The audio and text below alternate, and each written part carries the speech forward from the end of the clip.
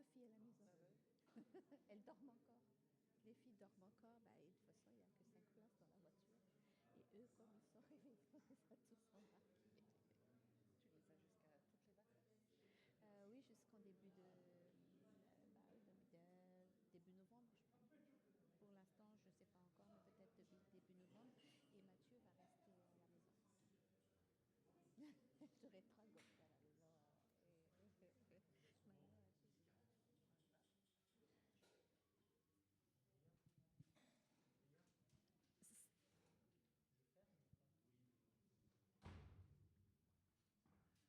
Bonjour à tous. J'espère que vous êtes prêts pour louer et adorer le Seigneur ce matin et lui rendre toute la gloire. Et je vous propose de commencer par un nouveau chant, Que ton nom résonne. Si vous désirez vous lever et chanter avec nous.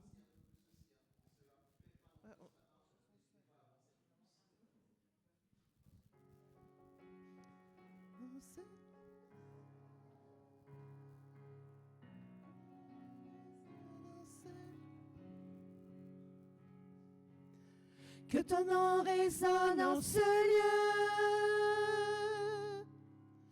Que ton nom résonne en ce lieu. Que ton nom résonne en ce lieu. Jésus, que ton nom résonne en ce lieu. Que les murs tremblent au son de ta louange. Alors que nos voix s'unissent à celles des anges. Répands sur nous ton esprit, ta puissance. Oh Jésus,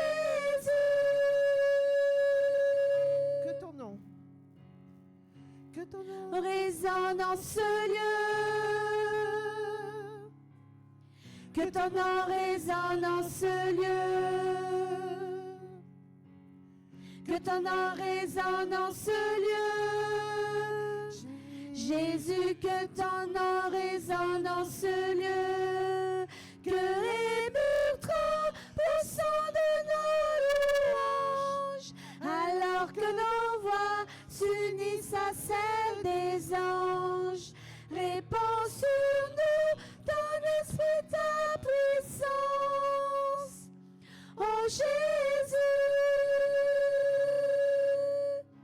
Jésus, nous chantons ton nom en ce lieu. Oui, nous invoquons ton nom en ce lieu. Oui, nous te proclamons en ce lieu. Tu es Seigneur des Seigneurs en ce lieu. Jésus, nous chantons ton nom en ce lieu. Oui, nous invoquons ton nom en ce lieu. Oui, nous te proclamons en ce lieu. Tu es Seigneur des Seigneurs.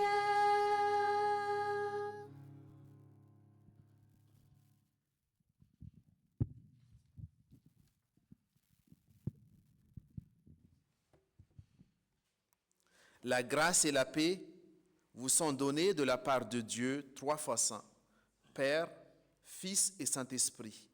Le Seigneur nous appelle, le Seigneur nous rassemble, le Seigneur envoie son Esprit à ceux et celles qui croient et qui lui demandent. Amen. Je vous prie de prendre place. Du coup, j'imagine on aura l'occasion de retrouver un peu ce chant un peu plus, voilà, qui est un beau chant. Je l'ai écouté ce matin, c'est vrai que c'est un chant de proclamation de la Seigneurie de notre Seigneur Jésus-Christ. Donc, bonjour, bienvenue à ceux et celles aussi ce matin, peut-être ceux qui sont de visite ou qui aussi, voilà, va être avec nous un peu plus régulièrement. Donc voilà, vous êtes bienvenus, vous êtes dans la maison de votre Père en Jésus-Christ. Donc, encore, voilà, heureux de vous retrouver parce qu'en effet, on est aussi en vacances scolaires. Hein. On est en vacances scolaires, il y a la fatigue de la semaine, il y a aussi le changement d'heure, ça fait pas mal de tout. Mais malgré cela, voilà, le temps aussi qu'on voit un peu froid, le froid commence à s'installer.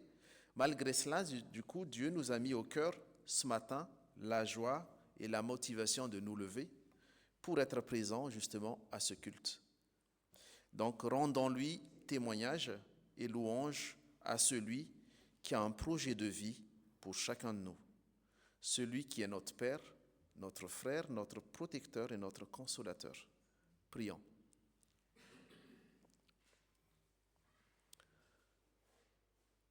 Oui, Père, par le puissant nom de ton Fils Jésus-Christ, nous te louons, t'acclamons ce matin en ce lieu.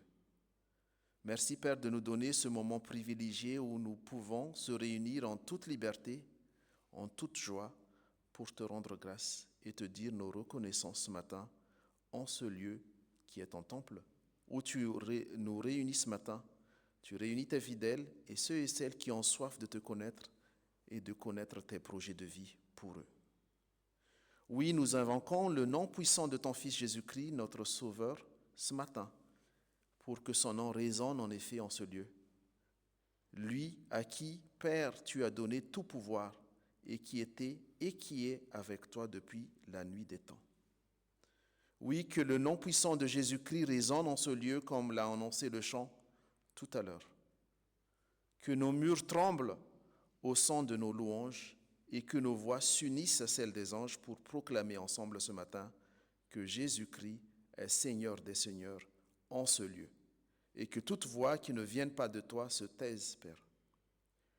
Conduis notre culte ce matin et prépare aussi nos sens, notre être entier à l'écoute de ta parole pour nous ce matin, et répands sur nous ton Saint-Esprit pour nous enseigner ta volonté et nous faire connaître ta voix pour chacun de nous. Au nom de Jésus-Christ, Roi en ce lieu et Seigneur des Seigneurs.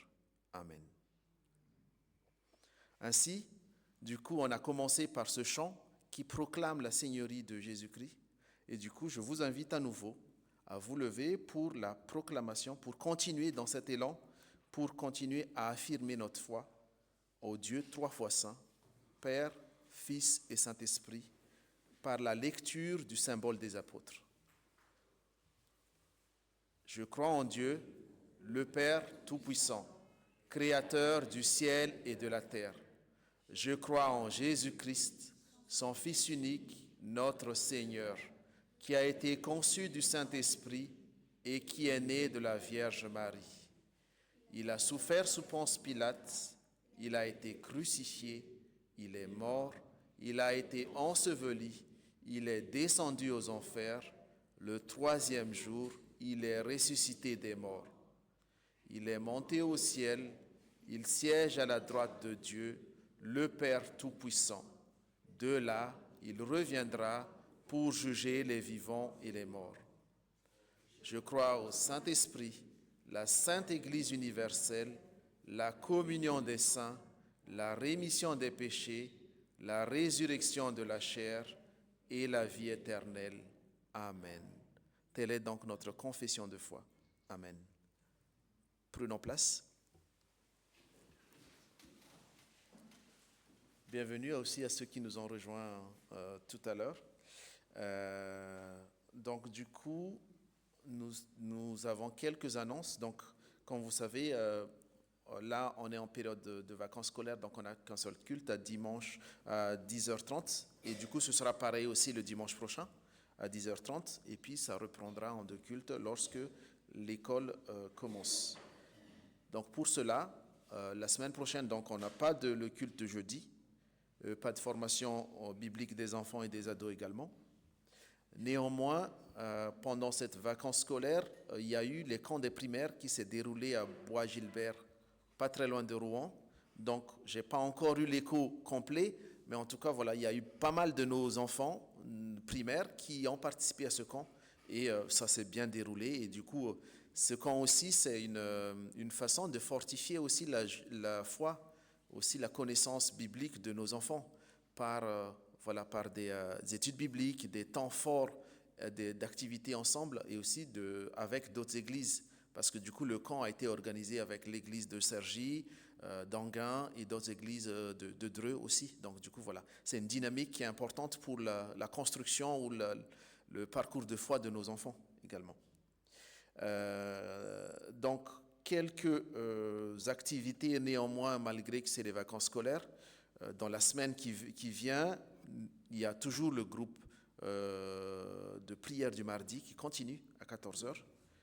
Il y a le groupe de prière du conseil presbytéral à 21h qui se tient plus ou moins bien, donc en fonction de la régularité de chacun. Donc du coup, c'est le jeudi à 21h. Et puis après, dimanche prochain, le dimanche 2 novembre, nous aurons le baptême de Timothée Dervin. Donc, je ne sais pas si pour ceux qui étaient là peut-être il y a 3 ou 4 semaines, il y avait son papa et lui qui accompagnaient le chant ici. Donc, du coup, il a demandé à être baptisé. Et donc, ce sera ce dimanche 2 novembre, c'est son baptême. Et du coup, pour cela, on demande aussi à la communauté, à chacun de nous, de le porter dans la prière pour cet engagement, cette pas de foi dans sa vie de jeune surtout. Voilà. Et donc, du coup, une prière pour Timothée, pour sa famille, dans ce pas de foi en tant que jeune surtout. Et après, quelques dates, un peu plus tard, nous aurons le lundi 3 novembre, nous lancerons une réunion Zoom pour les lycéens, les étudiants et jeunes adultes, parce qu'il y avait de plus en plus de demandes. On sait bien, bon, en fait, lorsqu'on est primaire, il y a la formation biblique des enfants, ça continue au collège. Après, à partir du lycée, on a un peu de vide en ce moment. Du coup, il y a des besoins pourtant par rapport à ceux qui ont été habitués à participer à la formation biblique. Ben, à partir du lycée, on n'a pas grand-chose. Et là, du coup, il y a des demandes de la part des jeunes adultes pour dire ce sera bien quand même de continuer de se retrouver autour d'un temps biblique. Et donc, ce sera une première par Zoom ce lundi 3 novembre de 10h45 de 20h45 à 21h30. Et on verra, en fonction des demandes, ce sera un peu plus régulièrement ou pas. Donc voilà, c'est un premier temps de rencontre de nos lycéens, de nos jeunes, autour d'échanges bibliques. Après, toujours d'autres dynamiques. Là, cette fois-ci, c'est des rencontres plus régulières, toujours lycéens, étudiants et jeunes adultes, mais au temple d'Anguin, le vendredi 7 novembre à 19h. Et après, ça fait déjà quelques années, je pense que c'est la 3e année, où on organise également le Halloween, c'est-à-dire la fête de lumière pour nos enfants, pour leur apprendre plutôt à fêter la lumière, la vie, que ce qui est un peu morbide qu'on entend au Halloween. Donc du coup, voilà. Là, c'est plus pour nos enfants, les primaires, d'avoir un temps aussi pour le samedi 8 novembre à 14h, où ils peuvent inviter de leurs amis, de leurs camarades de classe. Donc ce sera le Halloween, donc fête de lumière, ce samedi 8 novembre à 14h. Et après, le même jour, le conseil presbytéral se tiendra sa réunion à 9h au temple. Et après, dernier point, c'est rencontre des collégiens au temple de Cergy du lundi 10 novembre au soir au mardi 11 novembre à 16h. Donc on profite du pont, pas du pont, mais du férié du mardi 11 novembre pour organiser une rencontre des collégiens au temple de Cergy. Voilà, donc c'est notre annonce de la semaine qui vient. Et n'hésitez pas, pour ceux et celles qui ne reçoivent pas encore, de vous inscrire soit au groupe WhatsApp, plutôt les annonces du vendredi, soit au newsletter qui est diffusé par mail, généralement le lundi. Voilà, nous allons poursuivre notre culte par les offrandes. Généralement, on a l'habitude que ce soit les enfants, mais pas que les enfants, hein, même si les grands veulent faire, ou les ados, veulent faire la quête, donc n'hésitez pas.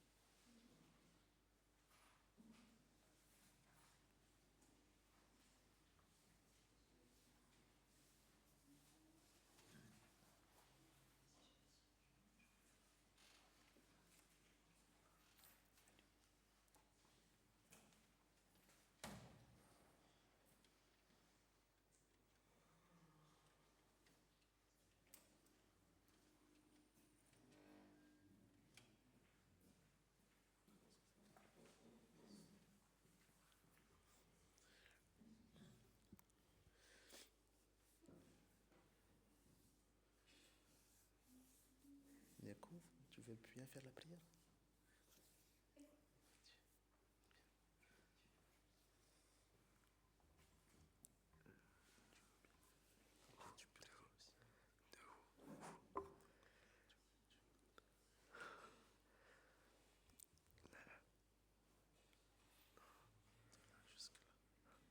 Notre Père Jésus-Christ, nous te sommes reconnaissants de la grâce et des bienfaits que tu déverses sur nous chaque jour. Aussi, reçois, Père, notre offrande de ce matin pour ton Église et l'annonce de ta bonne nouvelle à ceux et celles qui ont soif de te connaître. Père, accepte cette offrande donnée avec joie pour aider aussi ceux et celles qui sont dans le besoin parmi nos frères, nos sœurs et les personnes que tu veux bénir. Père, tu es béni pour les siècles des siècles. Amen.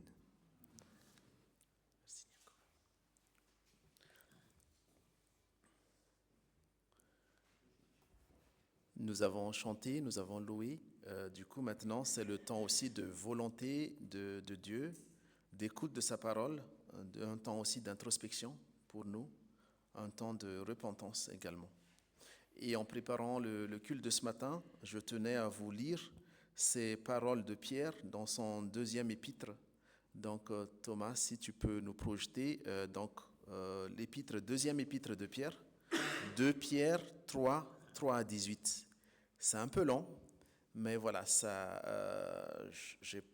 je trouve que c'est important également parce que ça retrace aussi un message assez important pour chacun de nous.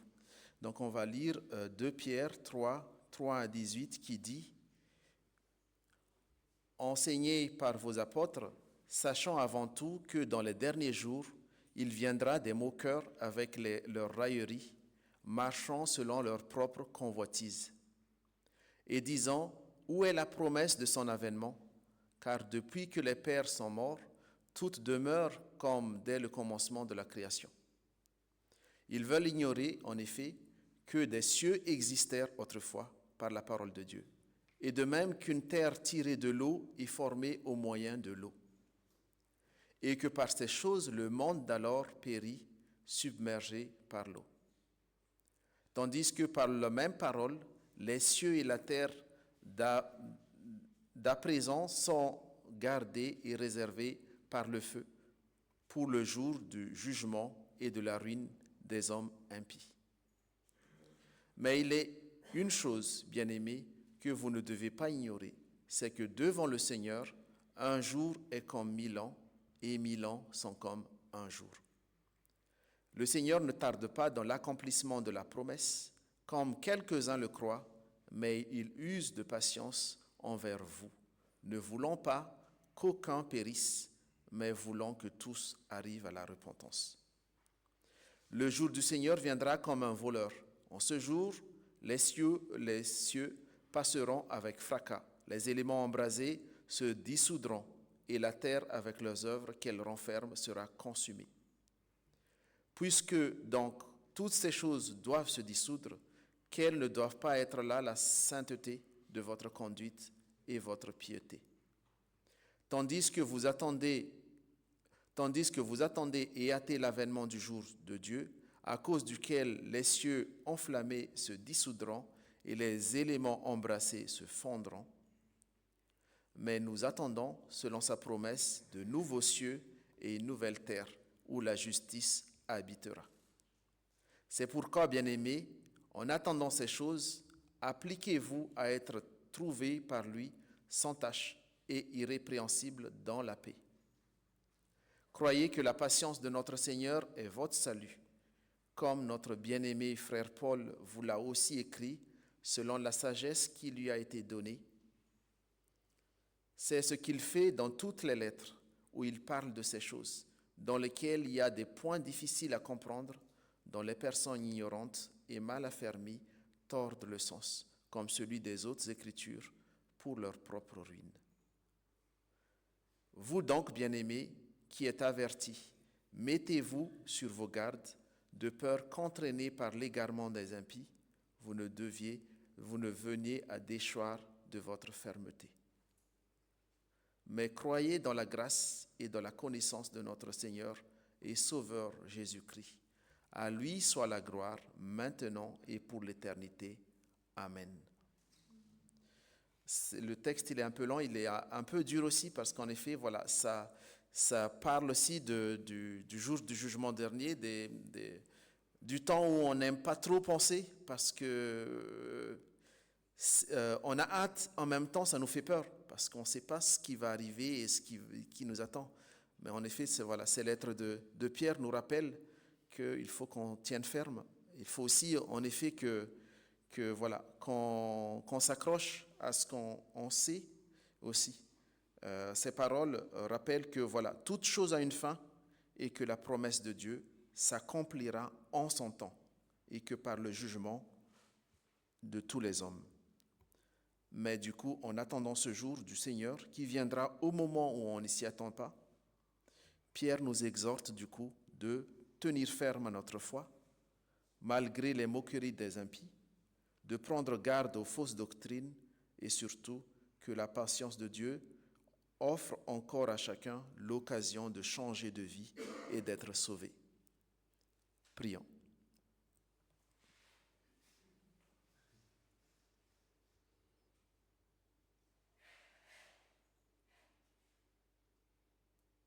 Oui, Père. Ces quelques versets de l'épître de Pierre nous rappellent que selon ta parole, la terre, le monde et tout ce qui s'y trouve connaîtra tes jugements et que chacun de nous se retrouvera devant toi le jour de ta venue triomphante. Tu as rappelé, Père, que ton jour de jugement viendra comme un voleur et qu'aucun d'entre nous ne connaît ni l'heure ni le jour de cette venue, mais que nous devons nous tenir fermes à ta parole et que nous devons continuer à persévérer dans notre foi et que notre relation avec toi, notre Père, en Jésus-Christ. Aussi, pardonne-nous, Père, car souvent nous trébuchons dans notre vie de foi par nos paroles, nos actes, nos pensées qui ne témoignent pas de ta gloire. Nous nous laissons aussi emporter par nos émotions, nos jugements qui peuvent maudire notre prochain, nos entourages, au lieu de les bénir et de témoigner de ton amour envers eux.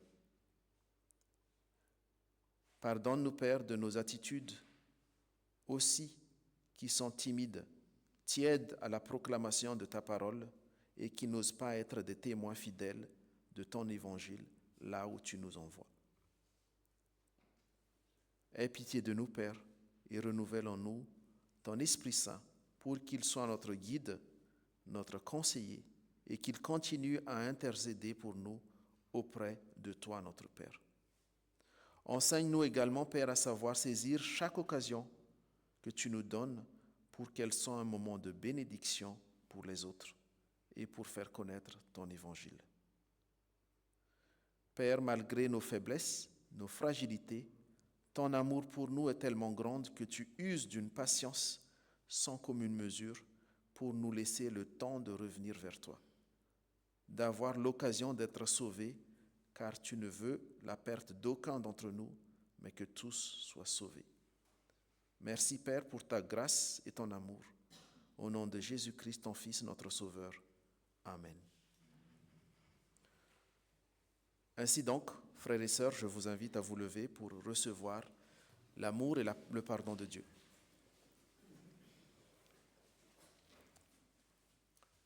En effet, chers frères, chères sœurs, Dieu Tout-Puissant nous fait miséricorde. En Jésus-Christ, il est venu nous libérer de l'emprise du mal et de la mort. Il nous renouvelle, enfants de Dieu, nous sommes libres et aimés. Soyez rassurés que celui qui met sa confiance en Dieu et trouve sa joie en Jésus-Christ est sauvé. Amen. Ainsi donc, je vous invite à chanter les chants suivants pour, après avoir reçu de la part de Dieu son pardon, son amour, élevons maintenant nos voix pour le reconnaître, en tant que voix d'adoration également et en prière. Et donc du coup, je vous invite à chanter les 3 chants suivants. Tournez les yeux vers le Seigneur, lumière du monde, et je louerai l'Éternel.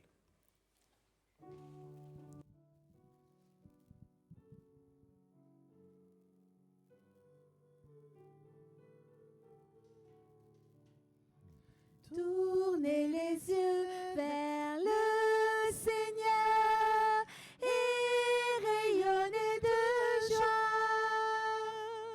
Chantez son nom de tout votre cœur, il est votre sauveur. C'est lui votre Seigneur. J'ai cherché le Seigneur et il m'a écouté. Il m'a guéri de mes peurs et sans fin je le louerai. Tournez les yeux vers le Seigneur et rayonnez de joie. Chantez son nom de tout votre cœur, il est votre sauveur. C'est lui votre Seigneur. Dieu regarde ceux qu'il aime, il écoute leur voix. Il les console de leur peine et il guide leur pas.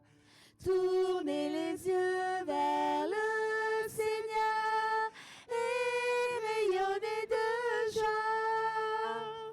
Chantez son nom de tout votre cœur, il est votre sauveur. C'est lui votre Seigneur. Ceux qui cherchent le Seigneur ne seront privés de rien. S'ils lui ouvrent leur cœur, ils seront comblés de bien. Tournez les yeux vers le Seigneur et rayonnez de joie. Chantez son nom de tout votre cœur, il est votre sauveur. C'est lui votre Seigneur.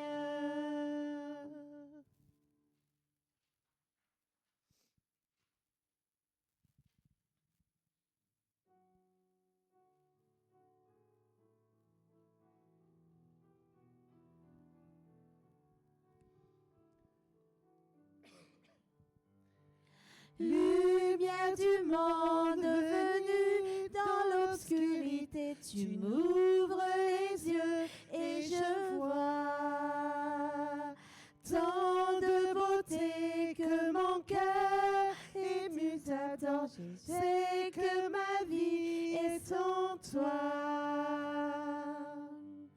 Et me voici pour louer, me voici à tes pieds, me voici pour dire tu es mon Dieu.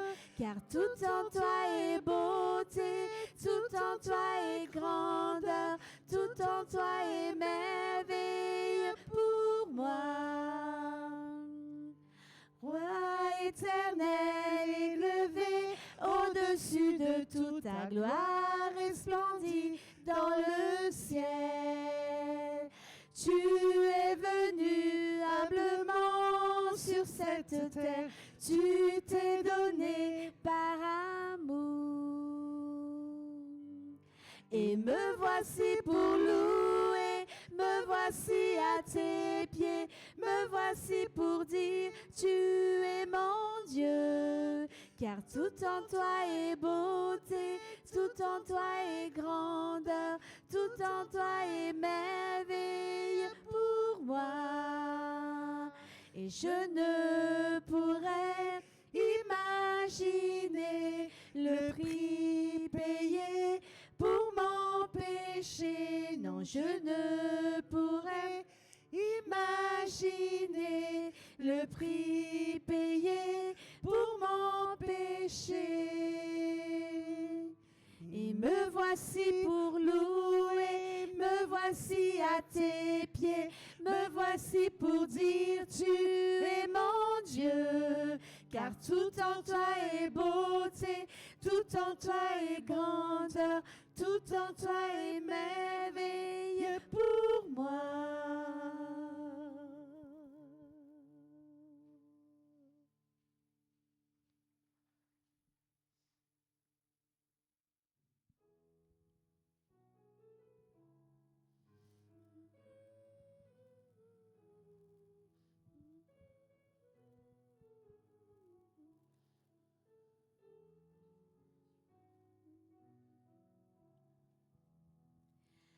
Je louerai l'Éternel de tout mon cœur. Je raconterai toutes tes merveilles. Je chanterai ton nom. Je louerai l'Éternel de tout mon cœur. Je ferai de toi le sujet de ma joie. Alléluia.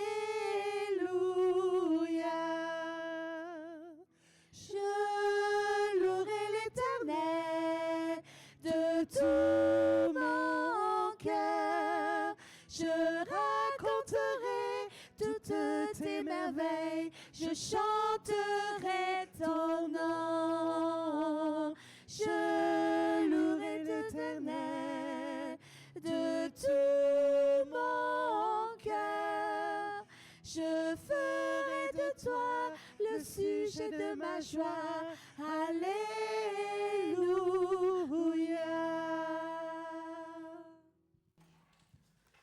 Merci à tous, vous pouvez prendre place. C'est une belle transition pour l'action de grâce que nous aurons maintenant. En effet, voilà, je louerai l'Éternel, je raconterai tous tes bienfaits. Donc du coup, voilà. Je ne sais pas qui est-ce qui a le micro. C'est Lamina qui va passer le micro? Ben, merci Lamina. Il y a Noël qui a levé la main.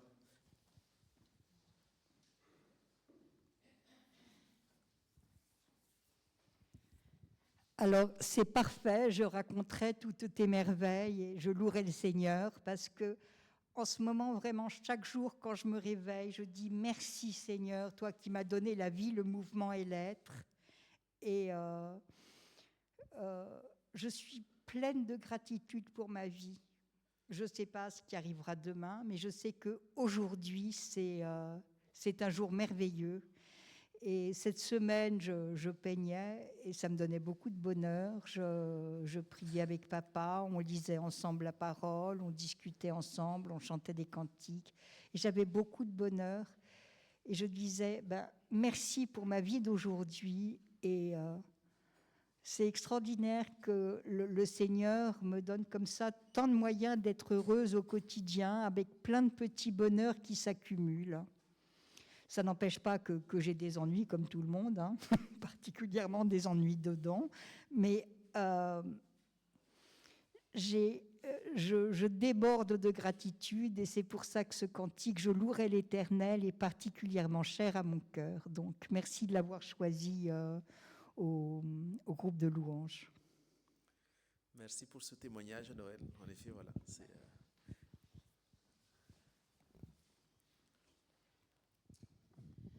Je peux aller voir le film Sacré-Cœur. Je pense, certains parmi vous ont peut-être entendu parler.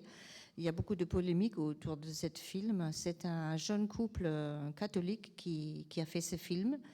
Il s'agit de l'histoire d'une révélation de Jésus à une sœur, une bonne sœur, une nonne, en 1700 et de brouette, à Paray-le-Monial, c'est dans la Bourgogne. C'est donc cette jeune nonne a eu une apparition de Jésus qui lui a montré son cœur, son sacré cœur qui s'est penché vers elle. Et apparemment, c'est un mouvement qui s'est propagé dans le catholicisme très fortement et qui parle encore aujourd'hui à beaucoup de chrétiens catholiques.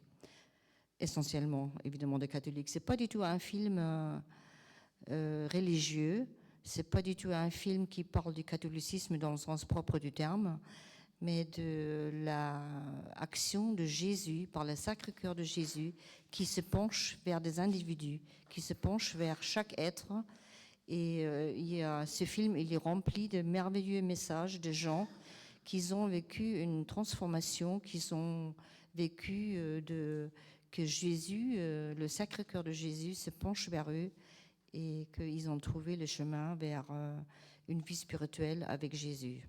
C'est un merveilleux film. Moi, je le conseille à tout le monde, ceux qui sont intéressés par ces choses. Et que le problème est qu'à Mantes, il y est seulement encore 2 jours, le lundi et mardi, dans la matinée. C'est des séances à 10h50. C'est un film qui dure 1h30. Et j'étais aussi impressionnée par le jeune couple catholique, des artistes, acteurs et anciens musiciens, qui ont fait ces films, qui ont été animés pour faire ces films. Voilà. Merci pour ce témoignage, Maria. Il y a Steve qui a levé la main. Bonjour. Cette semaine, on était en vacances chez mon frère à Toulouse. Et Gabriel, il était un petit peu gêné. Il faisait un peu d'asthme durant la semaine. Et le vendredi soir, en fait, là, la Ventoline ne suffisait clairement plus. Et donc, on a dû aller aux urgences. Et ça fait 8-9 ans qu'on n'avait pas eu besoin d'y aller pour ça. Et donc, nous, on ne connaissait pas où aller, donc on a été au CHU le plus proche, et il se trouve que il n'y avait pas d'urgence pédiatrique, donc normalement, ils auraient dû nous renvoyer plus loin, quoi. Et en fait, on n'a à peine eu le temps à l'accueil de dire ce qui se passait, on n'a même pas eu le temps de finir, que déjà l'infirmier est venu le chercher, il est parti avec Stency, il a commencé à l'ausculter, et moi j'ai fini l'enregistrement administratif, et aussitôt, la médecin est passée le voir, et on est arrivé, il était minuit 20, et à minuit 35, il commençait déjà ses aérosols. À 1h du matin, il avait terminé. Après, forcément, il y a une médecin urgentiste pour pas mal de monde. Donc, il a fallu encore 1h20 le temps qu'elle repasse le voir, elle fasse l'ordonnance et autres. Mais en moins d'une heure, en 40 minutes, il avait fini ses aérosols et ça allait déjà beaucoup mieux. Bon, là, il retousse un peu, mais quand même. Et voilà. Et des fois, on a tendance à se plaindre pour beaucoup de choses en France. Je veux dire, on est sorti de l'hôpital, on n'a pas déboursé un centime. Le lendemain, j'étais chercher ses médicaments, on n'a pas déboursé un centime non plus. Et il a été pris super vite, alors que normalement, il devait nous renvoyer à l'autre CHU où il y a les urgences pédiatriques, quoi. Et donc, merci Seigneur pour tout ça. Et la deuxième chose, c'est que donc hier, on est rentré en train. Et sur la route, moi j'aime bien quand il y a un grand trajet de remettre ça entre les mains du Seigneur. Et puis là, mon frère qui nous a amenés à la gare, il a regardé moitié en conduisant le GPS, donc je me suis dit, on va pas le déranger.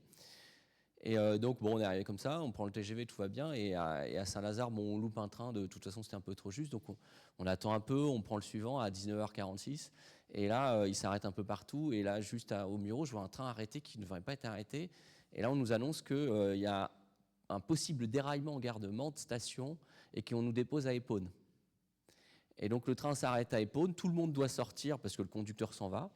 La halte routière est fermée, mais à 20h40, il commençait à faire froid et le vent s'est élevé et autres.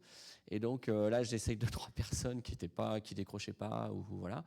Et sur mon WhatsApp de mon équipe de sport, je mets une bouteille à la mer, comme ça, un message. Et en fait, j'ai un coéquipier qui habite Épône. Et donc, au bout d'une heure, elle est venue nous chercher, nous a déposés chez nous. Et voilà, donc ça nous a évité parce qu'en plus, on a contacté des taxis qui prenaient des tarifs 50 € pour faire Épône-Mantes. Et qui, en plus, ne nous rappelaient même pas, parce qu'il y a forcément plein de gens essayaient d'en avoir un. Donc voilà. Donc merci Seigneur d'avoir mis ce bon samaritain sur notre route. Ouais. Merci pour ce témoignage, Steve. En effet, voilà, le Seigneur agit aussi par des petites choses comme des grandes choses dans notre vie. Je ne sais pas s'il y a d'autres témoignages. Je voulais juste terminer. Je pense que par un petit témoignage qui nous est arrivé il n'y a pas si longtemps. Du coup, il y a quelque temps maintenant, on accueille nos neveux de Madagascar qui sont chez nous suite à des situations un peu compliquées à Madagascar. Du coup, pour les protéger, ils sont là. Et c'est surtout, je veux plus particulièrement parler de Mathieu, donc, qui est là ce matin, où en effet, il n'y a pas si longtemps, pendant les vacances, on se projetait sur, il va faire ses études en France, dans 1 an, il va faire ses prépas et tout. Donc ça, du coup, c'est la vision humaine, parce que du coup, voilà, c'est notre vision. Et la situation a été bousculée par ce qui s'est passé à Madagascar. Et donc, en effet, du coup, vu qu'il est en classe de terminale, on veut qu'il a au mieux sa scolarité. Et donc, du coup, les parents souhaitent qu'il continue les études en France. Et forcément, au cours d'année, ce n'est pas évident. Et donc, on a commencé à chercher les inscriptions dans les écoles. Forcément, du coup, il y a sa maman qui dit « Ah, on aimerait bien Notre-Dame des Oiseaux ». On dit « Bon, on ne va pas commencer par là, parce qu'on sait bien que Notre-Dame des Oiseaux, c'est vraiment assez élitiste. On a commencé par Mantes-la-Jolie. Et puis, il dit « Non, ben, c'est plein. On n'a plus de place, désolé ». Et puis, on a quand même essayé Notre-Dame des Oiseaux. Premier coup de fil, ils ont dit, c'est bon, vous avez votre rendez-vous dans la semaine. On était vraiment étonnés. Et puis, à chaque fois qu'on en parlait, tout le monde disait, en effet, c'est pas évident. Et en tout cas, voilà, merci le Seigneur. Donc, il y a encore d'autres choses à affronter, mais en tout cas, en termes d'inscription, on remercie le Seigneur, en tout cas, et que voilà, on continue à prier pour Mathieu, pour son scolarité en France. Voilà.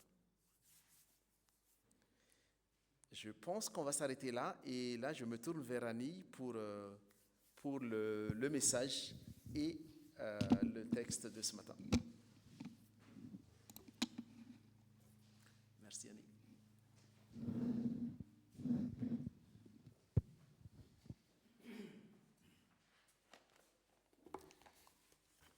Bonjour à toutes et à tous. Ça, on entend ou pas?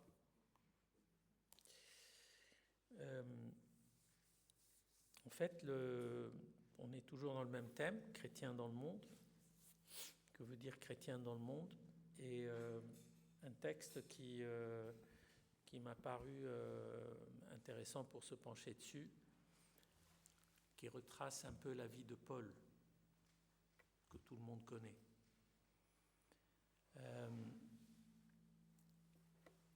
Je dis tout de suite un problème là avec le truc. Globalement, c'est, si je peux résumer tout ça en une phrase, c'est la maturité spirituelle du chrétien dans le monde en 3 mots-clés.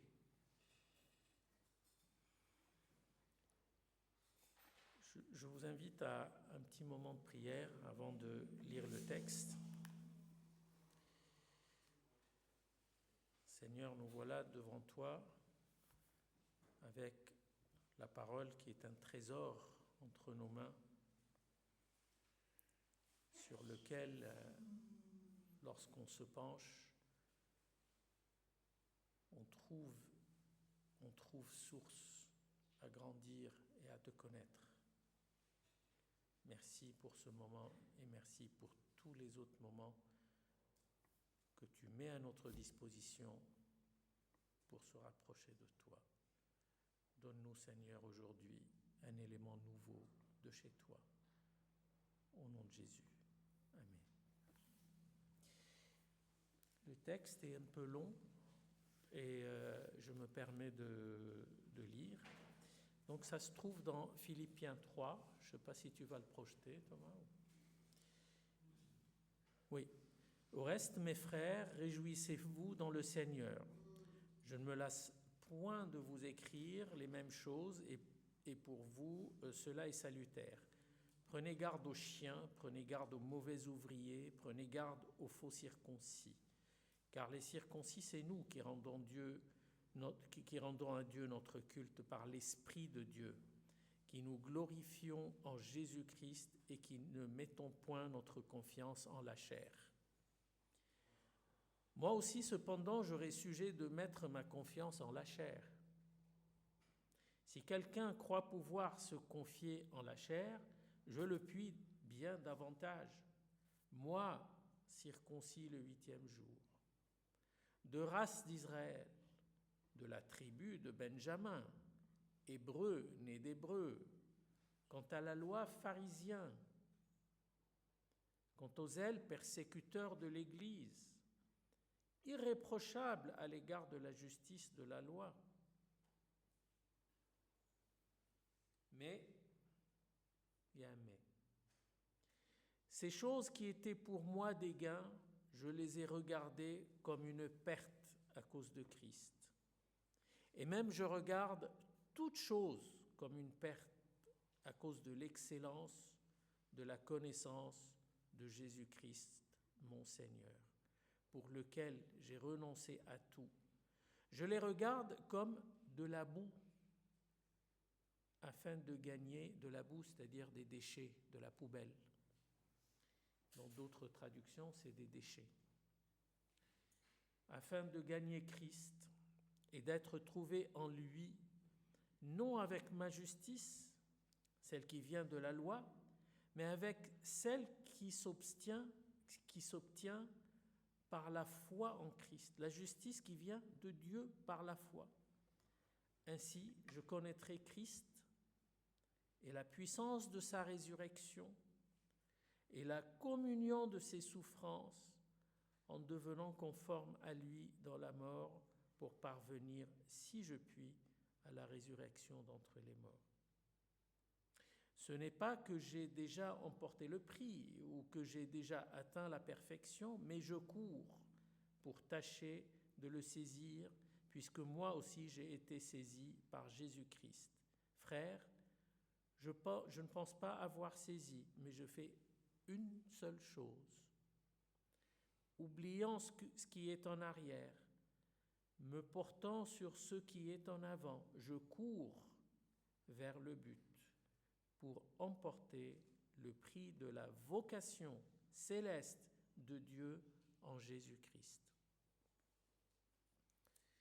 Nous tous donc qui sommes des hommes, ayons cette même pensée. Et si vous êtes en quelque point d'un autre avis, Dieu vous éclairera aussi là-dessus. Seulement, au point où nous sommes parvenus, marchons d'un même pas. Soyez tous mes imitateurs, mes frères, etc. On peut s'arrêter là. La maturité spirituelle, le chrétien dans le monde, le cheminement de Paul en 3 mots-clés. Il y a plein de paroles dans ce passage, mais là-dedans, il y a 3 mots-clés qui m'interpellent, mais vraiment beaucoup. Ça retrace la vie de Paul, et on en a beaucoup parlé de la vie de Paul qui était avant Saul. Saul, c'est la déformation occidentale de son vrai prénom qui est Shaul. Shaul, c'est pas Saul. Saul, ça ne veut rien dire, c'est Shaul. Shaul, ça veut dire celui qui est attendu, celui qui est espéré. Ça donne une connotation de force. Et c'était le même prénom du premier roi d'Israël. Il s'appelait aussi Shaul. Et le premier roi d'Israël, non seulement il s'appelait Shaul, mais il avait aussi une taille plus haute que les autres. Il était plus haut que les autres à partir des épaules. C'était le seul qui était vécu. Peu importe, on y reviendra peut-être. Et Paul retrace sa vie depuis l'époque où il était Saul, jusqu'à ce qu'il soit devenu Paul. Et Paul, Steve nous en a parlé une fois, c'est le plus faible. De Saul à Paul. Alors qu'est-ce qu'il dit, Paul ? Et Paul raconte de la même manière, on dirait, que le fils prodigue. Donc la première chose qu'il fait, le fils prodigue, quand il était en train d'espérer manger les choses que les cochons mangent, il s'est posé et il s'est regardé dans la glace. Et en se regardant dans la glace, il fait ses comptes. Il retrace un petit peu ce qu'il a obtenu, ce qu'il a perdu, ce qu'il a gagné, ce qu'il a gardé et ce qu'il doit rejeter. Alors, qu'est-ce qu'il dit, Paul ? Il dit, si moi je dois compter sur la chair, si quelqu'un doit compter sur les acquis par la chair, moi je suis le premier. Pourquoi le premier ? Parce que je suis circoncis au 8e jour, et ça c'est la marque. La circoncision était la marque dans la chair de l'appartenance à la population qui était choisie, c'est-à-dire la population que Dieu avait choisie. C'était un ordre de faire cette circoncision au 8e jour, chose perpétuée jusqu'à aujourd'hui chez le peuple juif. Mais je suis circoncis au 8e jour, je fais partie de la race élue. C'est-à-dire, j'ai quelque chose déjà de naissance que plein d'autres personnes n'ont pas. Donc je suis un élu. Et souvent, un élu oublie qu'il a des devoirs. Il obtient une élection en oubliant que c'est pour accomplir une tâche. Et c'est peut-être là le mal qui ronge. Ensuite, il dit quelque chose, il précise autre chose. Il dit, moi je suis de la tribu de Benjamin, de Benjamin, de Benjamin. C'est quoi cette tribu de Benjamin? Pourquoi il le précise? Mais parce que le royaume d'Israël était divisé en deux. Il y avait le royaume du nord et le royaume du sud. Le royaume du sud, il y avait 2 tribus. Et le royaume du nord, il y avait 10 autres tribus. Et dans le royaume du sud, il y avait la tribu de Benjamin, de Benjamin, qui est restée, alors que le royaume du nord, au 7e siècle avant Jésus-Christ, a été totalement anéanti par les Assyriens, ensuite les Babyloniens, et les 10 tribus, on n'en trouve pas une trace, jusqu'à aujourd'hui. On ne sait pas ce qu'ils sont devenus. Il y a des gens qui disent que oui, on les retrouve dans certains pays, ainsi de suite. Mais les 10 tribus ont été totalement disséminées dans le monde. Il précise, moi, je suis de la tribu de Benjamin, de Benjamin. Je sais encore d'où je viens. Paul est donc assuré de continuer à être un Israélite, un vrai, un gars qui est sûr de ses origines et donc il peut en être fier. Ensuite, il dit,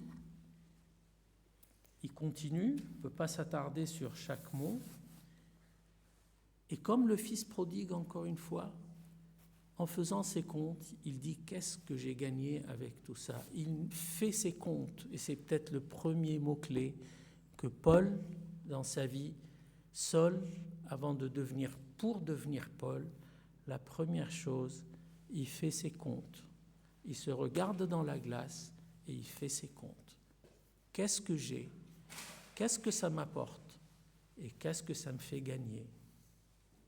Et il découvre quelque chose, que tout ce qu'il a acquis, à tel point qu'il le dit lui-même, qu'il était irréprochable vis-à-vis de la loi. Et ça, c'est un mot sur lequel on peut parfois s'arrêter. Que veut dire être irréprochable vis-à-vis de la loi? C'est-à-dire qu'il a accompli toutes les petites choses que la loi lui disait. C'est-à-dire que personne ne pouvait lui dire « Ah non, mais là, attends, tu n'as pas accompli. » Non, il a tout accompli. Il a tout accompli. Il a fait les choses dans les règles. Rien ne pouvait lui être reproché, à tel point qu'il dit « J'étais même un pharisien », c'est-à-dire je connais tous les points et les virgules de la loi, et vis-à-vis de la jalousie envers la loi, j'étais dans la violence, les persécutions de l'Église. J'étais jusqu'à la violence. Il traînait les chrétiens pour être exécutés. J'étais dans la violence pour créer le royaume d'Israël, pour créer cette entité visible que les gens espéraient.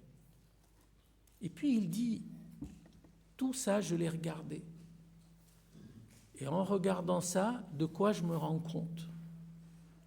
Je me rends compte que c'était finalement, il utilise un mot ici qui est traduit ici par la boue, et en réalité c'était du rejet. En fait, le vrai mot, c'est comme ce qu'on rejette. On rejette en termes de poubelle. Et c'est quasiment un synonyme, je reviens sur le fils prodigue, c'est quasiment le synonyme de ce que le fils prodigue, dans sa plus grande détresse, espérait manger et que personne ne lui en donnait. Quand il était en train de garder les cochons leur donnaient quelque chose qui ressemble au reste alimentaire ou les rejets, etc. Et le fils prodigue espérait de non. Alors, Paul, quand il était seul, il dit, mais quand j'ai regardé ça et j'ai fait mes comptes, j'ai découvert que c'est digne de ça. Moi, je vivais ma vie avec un sacerdoce qui était au final rien, comparé à Christ, comparé à Jésus. Tout se calcule pourquoi ? Pour premièrement, il le dit lui-même, pour le connaître. Ça veut dire le connaître Christ, qui il est, comment il est, comment il a vécu, comment il voit les gens, comment il a agi avec les gens, comment il a considéré, comment il a aimé. La deuxième chose qu'il dit, c'est connaître la puissance de sa résurrection. Et un trait sous cette phrase, connaître la puissance de la résurrection du Christ. La puissance de la résurrection de Christ. C'est bien cette puissance de résurrection du Christ qui est seule capable d'anéantir le roi de la mort, celui qui utilise la mort pour garder les gens sous la servitude dans la peur.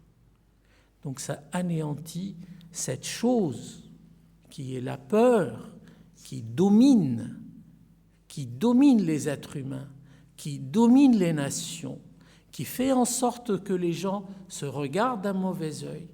La peur qui engendre un vouloir de défense qui va produire les pires atrocités vient d'une asservitude au roi de la mort qui est Satan. La puissance de résurrection en Christ abolit toute cette partie. Le connaître, lui, en tant que personne. La puissance de sa résurrection, en prenant part à sa souffrance ou à ses souffrances. Quelles sont les souffrances du Christ? Et quand on se penche sur les souffrances du Christ, on les voit d'une autre manière. Les souffrances ne sont pas uniquement les souffrances physiques. Tout de suite, quand on dit souffrance, oui, c'est la souffrance physique. Et non, pas forcément la souffrance physique. Les souffrances du Christ. Christ a été triste. Il a même pleuré à plusieurs reprises. Si on va les tracer, on va trouver un trait commun entre les différents endroits où il a été attristé. Est-ce qu'on se rappelle? Il était triste quand il a vu les plus proches douter de lui. Les gens les plus proches, vous vous rappelez, devant le tombeau de Lazare, quand il voit les gens pleurer, il est triste. Il pleure. Il pleure parce que Lazare est mort, oui, mais il savait qu'il allait le ressusciter. Mais il pleure, non pas quand il parle, bon, ça c'est peut-être un peu long, mais il pleure parce qu'il a vu que les gens qui croient en lui doutaient de sa présence. Si tu étais là, tu ne sais pas que j'étais là. Les souffrances. Ensuite, il termine en disant « devenant conforme à lui dans sa mort ». Mais conforme à Jésus-Christ dans sa mort. Des gens nous reprochent, à nous les chrétiens, disant « mais comment ça se fait que Dieu meurt? Comment ça se fait que Jésus sur la croix dit il lit la Machabactanie », ça veut dire « Seigneur, Seigneur, pourquoi tu m'as quitté ?» En fait, Jésus sur la croix, c'était quoi? Jésus sur la croix, c'était la loi qui s'applique sur l'être humain. L'être humain est condamné à ce type de mort. C'est-à-dire, je prends l'exemple, non pas d'aller se crucifier n'importe où, mais je prends l'exemple de mourir vis-à-vis de la puissance de la chair ou du corps humain. Voilà pourquoi Jésus a dit « Seigneur, Seigneur, pourquoi tu m'as... » Il répétait ce que David a dit, ensuite il va continuer le psaume, mais surtout c'était à ce moment précis, c'était l'exaucement de la condamnation sur la race humaine qui meurt de cette manière, devenant conforme à lui dans sa mort. Paul, ainsi, quand il fait ses comptes, il considère que tout ce qu'il a gagné ne valait que perte vis-à-vis de prendre le Christ Jésus. Et le deuxième mot clé qui se trouve dans ce texte, c'est un mot qui dit « j'oublie ». Quand il a fait ses comptes, quand il a découvert ce à quoi il est réduit s'il reste dans le cadre charnel, la grâce fait en sorte qu'il dit « alors j'oublie ». Mais qu'est-ce qu'il oublie? Et c'est très intéressant, parce qu'il dit « moi j'oublie tout ce qui est en arrière et j'avance vers ce qui est devant ». C'est-à-dire que Paul remet ses priorités. Sa priorité est maintenant devant lui. Ce n'est plus l'accomplissement d'une loi, qui est bien, ce n'est plus la création ou agir pour la création d'un royaume, non, c'est plus ça, royaume terrestre, c'est tout autre chose. Mais en fait, pour pouvoir progresser, il dit « j'oublie ». Il oublie, en règle générale, quand on oublie, c'est un acte qui n'est pas forcément volontaire. J'ai oublié de, je sais pas moi, je vais prendre mes clés, j'ai oublié je sais pas quoi, mais en règle générale, j'oublie pas volontairement. Ou alors, il y a un problème. Que là, Paul, il oublie volontairement. Il oublie, ça veut dire que je mets les choses derrière mon dos. C'est très parallèle à une appellation du Seigneur qui dit « Je mets vos péchés derrière mon dos », c'est-à-dire je ne les vois plus. Il est où le dos de Dieu? Vous voyez, c'est très métaphore. Mais en tout cas, ça rejoint exactement quand il dit lui-même « Les choses anciennes sont passées ». C'est quoi les choses anciennes? Mais les choses anciennes, il les a tracées plus haut. Toutes ces choses anciennes se sont tracées plus haut. Toutes ces affiliations, toute cette fierté, toute cette capacité de dire « je peux » et je me suis affermi dans la loi et non pas dans la foi. Toutes ces choses-là, je les oublie et je les oublie volontairement. Jésus a dit un jour, celui qui met la main sur la charrette et qui regarde derrière lui ne peut pas servir le royaume. On ne peut pas faire semblant. On ne peut pas, comment dire, on ne peut pas, il y a un terme, tenir le bâton par le centre, ça ne marche pas.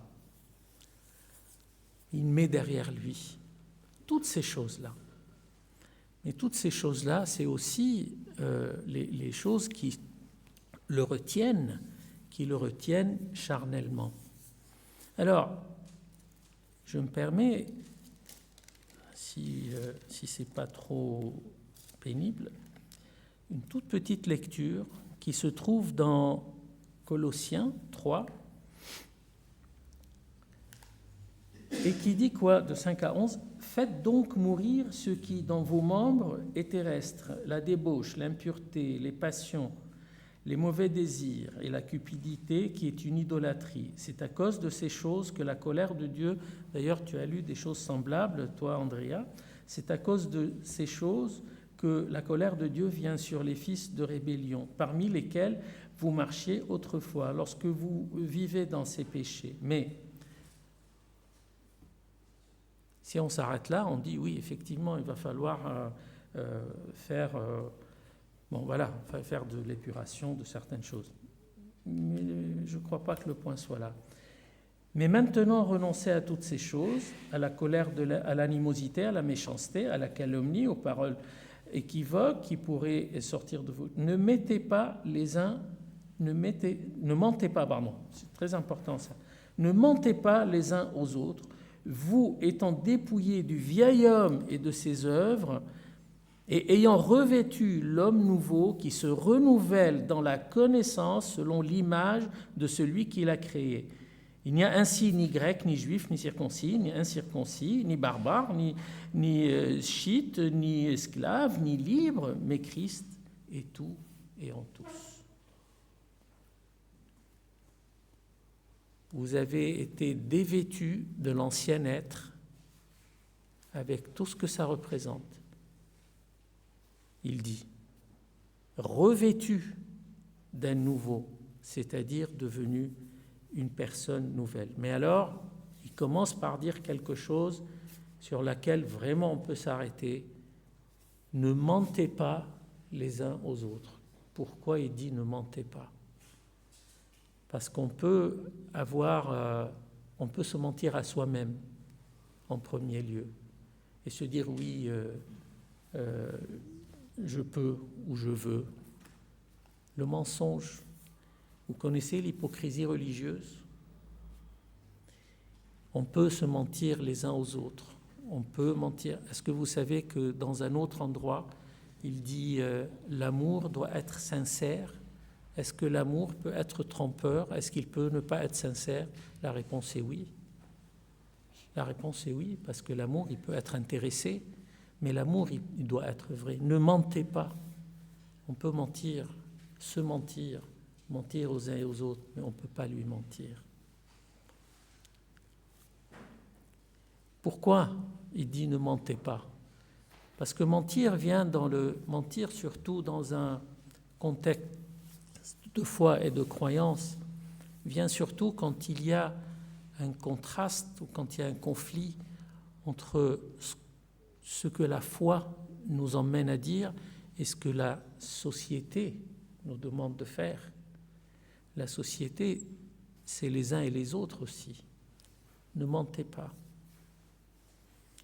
Connaissez votre direction, dit-il. Vous avez pris le nouveau revêtement. Ensuite, il dit qui quitte l'ancien être avec toute sa condamnation.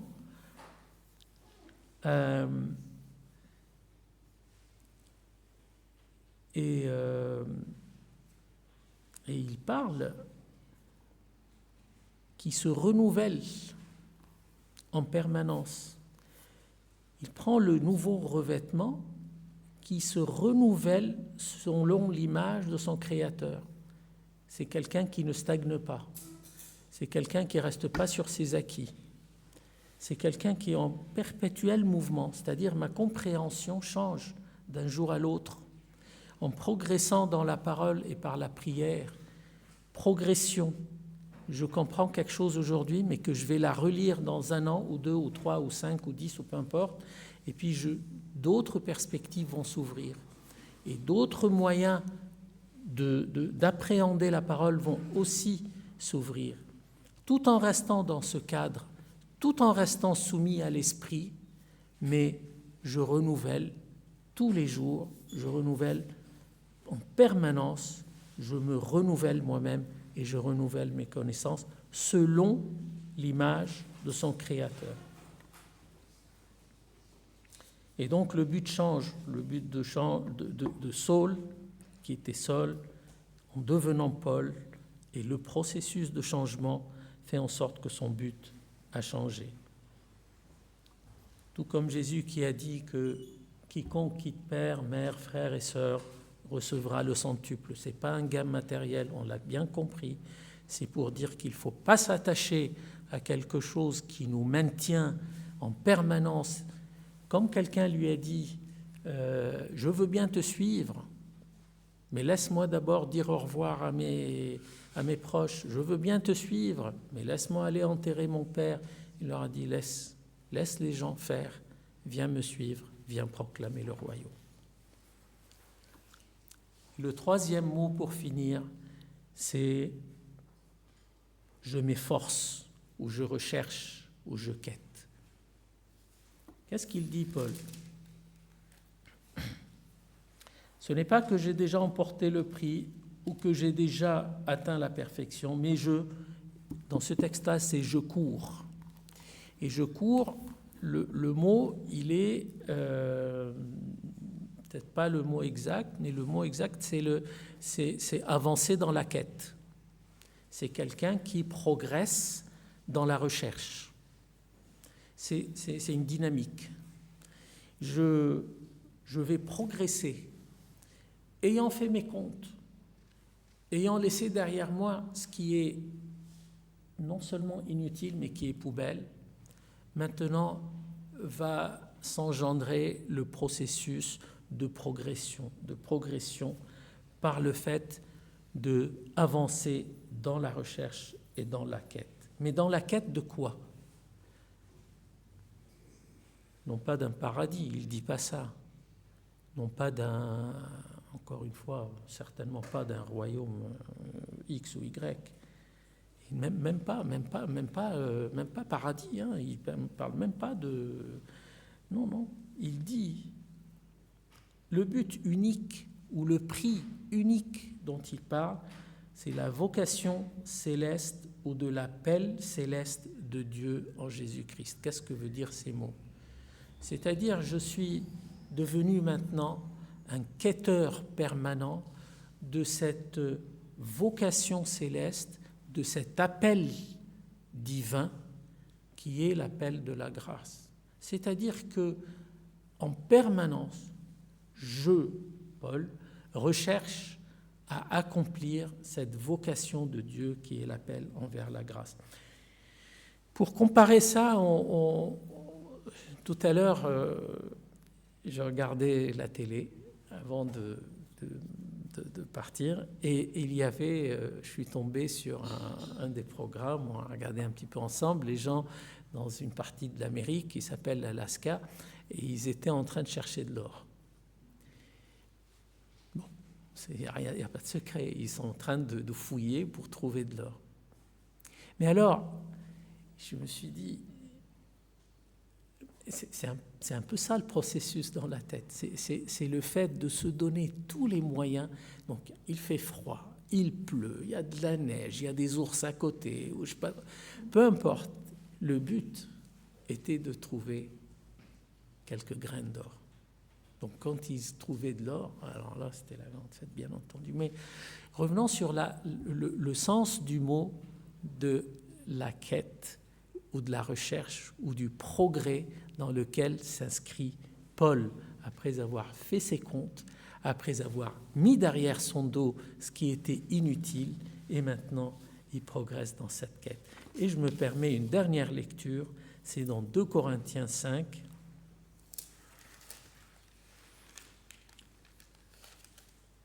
Alors, 2 Corinthiens 5, et il y a 4 versets, de 17 à 21. Alors, il dit, ce sont des versets à mon avis connus, « Si quelqu'un est en Christ, il est une nouvelle création. Les choses anciennes sont passées. » Je souligne, les choses anciennes sont passées. Il faut oublier les choses anciennes, que ce soit personnellement ou des choses que j'ai déjà servies. Et pour pouvoir le faire, il faut regarder devant, il faut regarder le Christ. Les choses anciennes sont passées. Voici, toutes choses sont devenues nouvelles. Et quand il dit toutes, c'est toutes. Toutes choses sont devenues nouvelles. Et tout cela vient de Dieu, qui nous a réconciliés avec lui par Christ et qui nous a donné le ministère de la réconciliation. Car Dieu était en Christ réconciliant le monde avec lui-même en n'imputant point aux hommes leurs offenses, et il a mis en nous la parole de la réconciliation. Nous faisons donc, alors écoutons ça, nous faisons donc les fonctions d'ambassadeurs pour Christ, comme si Dieu exhortait par nous. Nous vous supplions au nom de Christ, soyez réconciliés avec Dieu. Celui qui n'a point connu le péché, il l'a fait devenir péché pour nous, afin que nous devenions en lui justice de Dieu. Réconciliés en Christ, c'est-à-dire que nous portons normalement le travail de cette réconciliation, mais alors le même mot revient, c'est celui de « je cours » qu'on a vu tout à l'heure avec Paul. c'est le même mot qui revient ici, c'est cette dynamique de marche. Et il dit quoi? Il dit on fait fonction, on travaille dans la quête d'être, pas d'être, mais en tant qu'ambassadeur, comme si Dieu exhortait par nous. C'est-à-dire que Dieu, par notre intermédiaire, accomplit sa vocation céleste. Voici ce à quoi courait Paul. Je cours pour réaliser la vocation céleste de Dieu, devenant ainsi ambassadeur. Et quand on s'arrête sur ce mot ambassadeur, un ambassadeur, c'est quelqu'un qui a beaucoup de privilèges, n'est-ce pas? Mais qui a énormément d'obligations. D'abord, il reflète l'identité de son pays. Un ambassadeur, c'est un ambassadeur d'eux. Il n'est pas ambassadeur tout seul. Donc, on reconnaît un ambassadeur parce qu'il affiche une identité. Deuxièmement, c'est le porte-parole de son envoyeur. Il ne parle pas de lui-même, il n'invente pas. Il dit ce que celui qui l'a envoyé veut qu'il dise. Il présente ainsi la pensée de celui qui l'envoie, mais il la reflète non pas dans la parole, mais dans les actes aussi. Un ambassadeur, il y a plein de choses auxquelles il n'a pas le droit. Par exemple, il ne devrait pas, casser la loi de la route, par exemple. Donc il est observé. Un ambassadeur rend compte de ses actes à celui qui l'a envoyé. Il rend compte. Il a un compte-rendu à faire. Un vrai ambassadeur reste en permanence en contact proche de son envoyeur, et dans ce cas précis, par la parole, par la prière. Un vrai ambassadeur a les yeux rivés vers son pays d'origine, sachant qu'il va y retourner un jour ou l'autre. Et dans ce cas, c'est la Jérusalem céleste. Ça n'a rien de toute la terre. Et le vrai ambassadeur, cet ambassadeur, accepte d'aller là où son envoyeur l'envoie, même si c'est un endroit déplaisant, c'est pas grave. Il va accepter, il va supporter les tribulations autour de lui, mais ça ne va pas l'atteindre.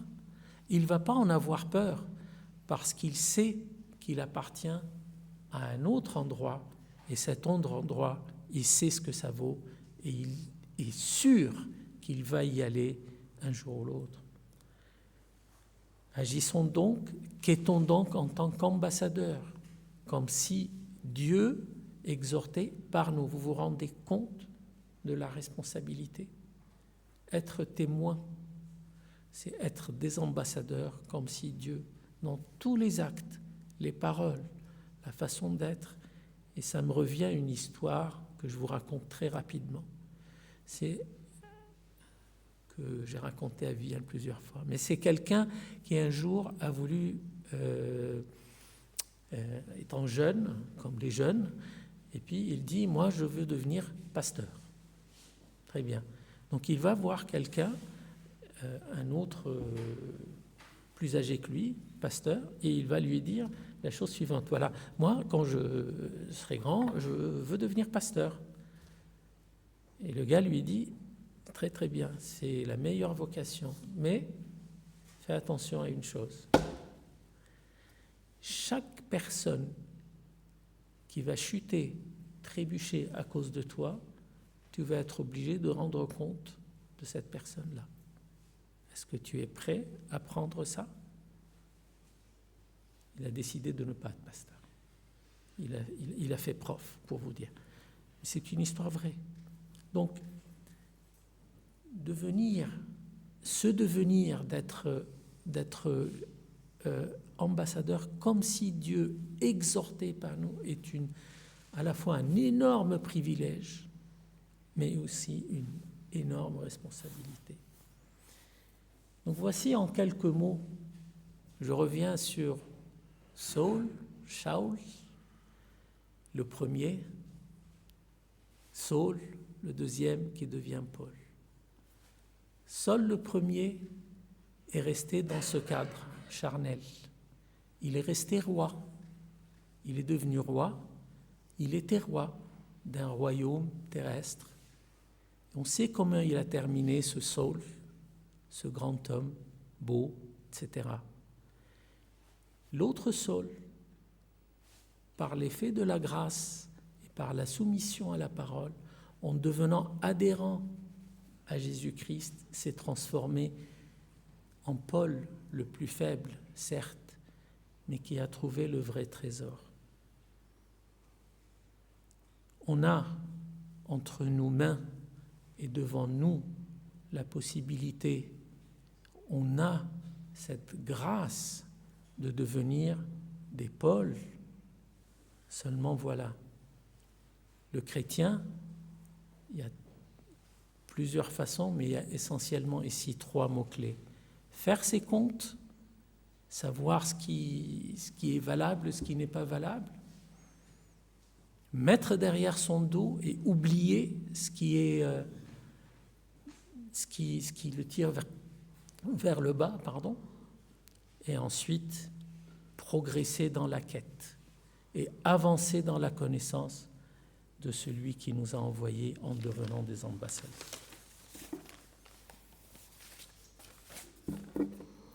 Amen.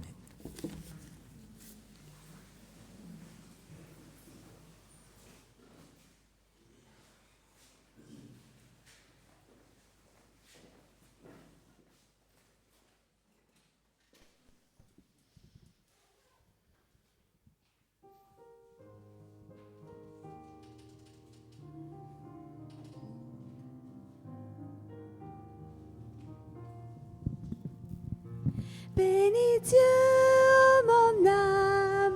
oh mon âme, rends gloire à son saint nom. Oh, chante comme jamais, oh mon âme, rends gloire à son saint nom. Voici l'aurore, l'aube d'un nouveau jour. Pour toi, chant doit s'élever devant ce qui m'attend et ce qui pourrait arriver. Qu'à la fin du jour, je te chante encore. Bénis Dieu, mon âme, oh mon âme, rends gloire à son saint nom. Chante comme jamais, oh mon âme, rends gloire à son saint nom. Riche en bonté et lent à la colère, ton nom est grand et ton cœur est bon. Je ne cesserai de chanter tes bontés. J'ai des milliers de raisons pour louer. Bénis Dieu, oh mon âme, rends gloire à son saint nom. Oh, chante comme jamais, oh mon âme, rends gloire à son saint nom. Rends gloire, je n'aurai plus de force. Mon heure venue, la fin sonnera. Pourtant mon âme chantera tes louanges. Pendant des milliers, oui, des 800 femmes. Bénis Dieu, oh mon âme, rends gloire à son saint nom. Oh, chante comme jamais, oh mon âme, rends gloire à son saint nom.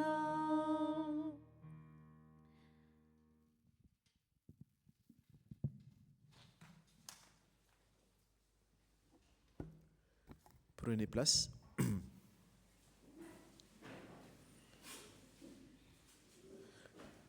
C'est du coup le moment de la prière d'intercession. Donc aussi, du coup, c'est le moment où, en effet, on élève aussi nos voix ensemble, en communion, ensemble aussi pour des sujets qui nous tiennent à cœur, du coup, en Église. Et pour ce temps d'intercession, du coup, je voulais vous soumettre ces 3 sujets de prière à porter ensemble à chacun. Il peut élever la voix ou peut prier dans son cœur. Prière pour nos proches, nos frères et sœurs, nos connaissances qui sont dans la maladie, dans leur chair, dans leur âme et dans la situation, peut faire vaciller notre foi. Prière aussi pour nos proches aussi, ou nos familles spirituelles qui sont persécutées, qui subissent la violence, ou qui sont pris en otage dans les zones de guerre. Et enfin, prière pour ce monde aussi qui a besoin de guérison et de repères et de nos témoignages pour faire connaître à tous l'évangile de Jésus-Christ. Prions.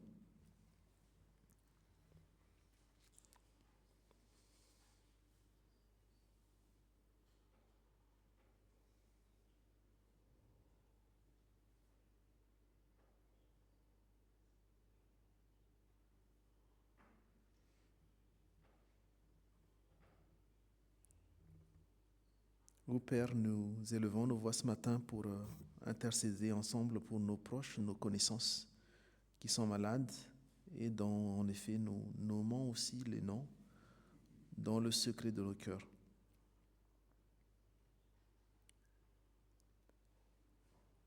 Nous prions, Père, parce qu'ils ont besoin de ta guérison. Aie pitié de chacun et malgré la maladie qui frappe le corps, la chair, nous sommes confiants, Père, que tu es souverain en toutes choses et que notre prière ne sera pas vaine, mais que nous acceptons aussi, Père, ta volonté souveraine pour chacun. Et c'est toi qui sais l'issue de chaque maladie.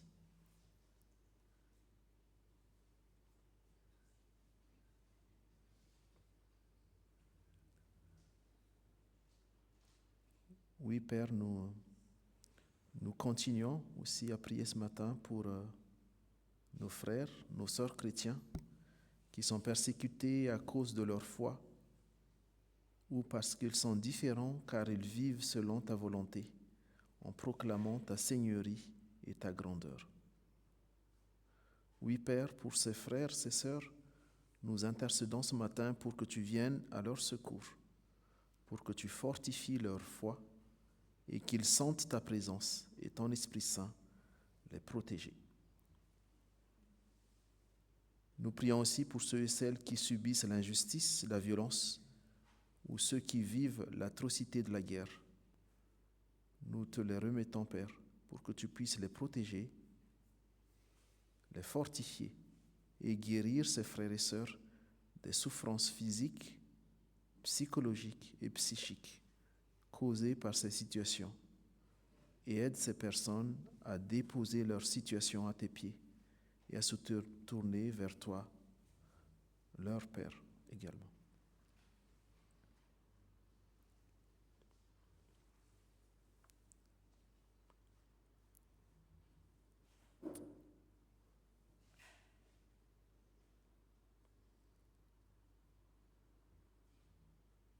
Et enfin aussi, Père, nous prions pour nos contemporains, des jeunes, des adultes, des personnes âgées qui cherchent du sens dans leur vie, et ils sont nombreux.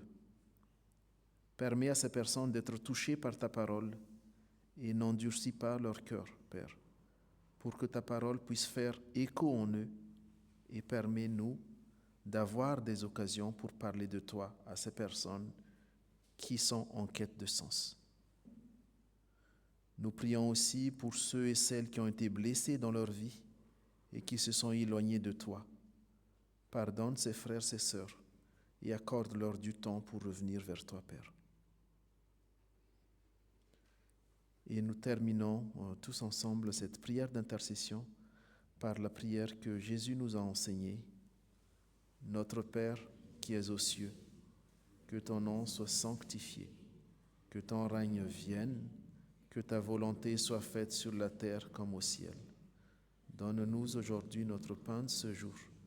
Pardonne-nous nos offenses, comme nous pardonnons aussi à ceux qui nous ont offensés. Ne nous laisse pas entrer en tentation, mais délivre-nous du mal, car c'est à toi qu'appartiennent le règne, la puissance et la gloire pour les siècles des siècles. Amen.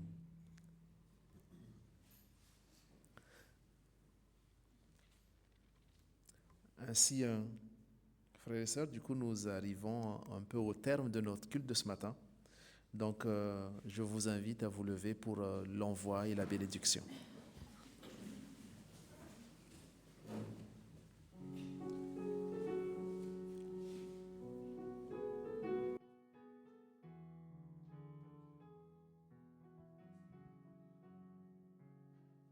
Nous sommes unis dans la famille car Dieu nous lie à toujours par une chaîne d'amour.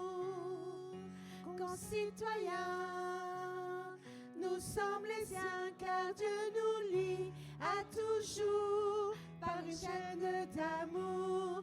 Et chacun des maillons dans l'épreuve tiendra bon, lié à toujours par une chaîne d'amour. Et chacun des maillons dans l'épreuve tiendra bon, lié à toujours par une chaîne d'amour. On va refaire la chanson en se tenant dans la main parce que c'est une chaîne d'amour et du coup voilà, on est tous frères et sœurs. Nous sommes unis dans la famille car Dieu nous lie à toujours par une chaîne d'amour. Concitoyens, nous sommes les siens car Dieu nous lie à toujours par une chaîne d'amour. Et chacun des maillons dans l'épreuve tiendra bon, lié à toujours par une chaîne d'amour. Et chacun des maillons dans l'épreuve tiendra bon, lié à toujours par une chaîne d'amour.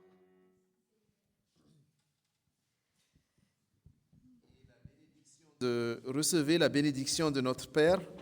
Donc, que le Seigneur vous bénisse, vous protège, que le Seigneur vous garde avec bonté, vous accueille favorablement. Que le Seigneur vous manifeste sa bienveillance et vous accorde sa paix. Amen. Et bon dimanche à chacun.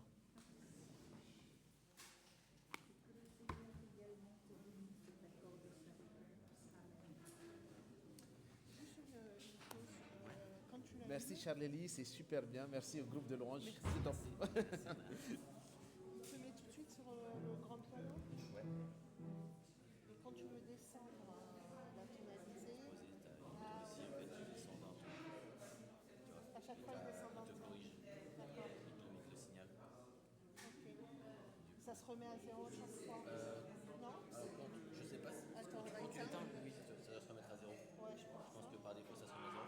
Au pire, si vraiment toi t'as des doutes, tu peux Ouais, tu vois, c'est la tonalité. Ah, c'est comme je n'avais pas encore joué dessus, demain. Bah, c'est vrai que de pouvoir transposer facilement comme ça, c'est vrai que par exemple, on en avait un à la fin là, qui montait un peu, du coup je l'ai redescendu, mais tous les autres je les ai mis à zéro, et celui-là je l'ai mis à -1. Tu vois. Comme ça, moi je savais que j'étais sûr qu'on était serein. Quoi. Il va falloir qu'on les charge, elle est à 44%.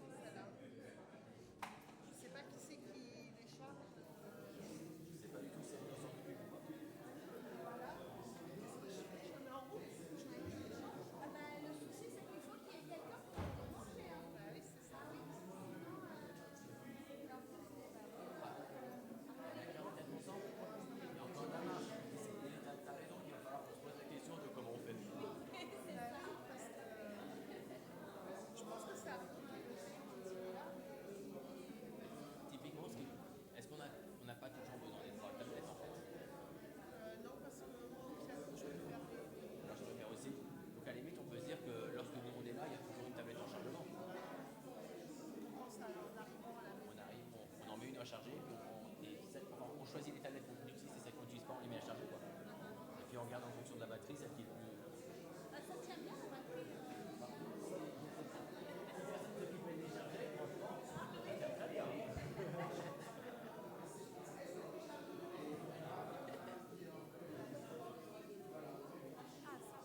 Ah oui, ça marche quand même. Et... Oui, éteint et... oui. Ne pas remettre...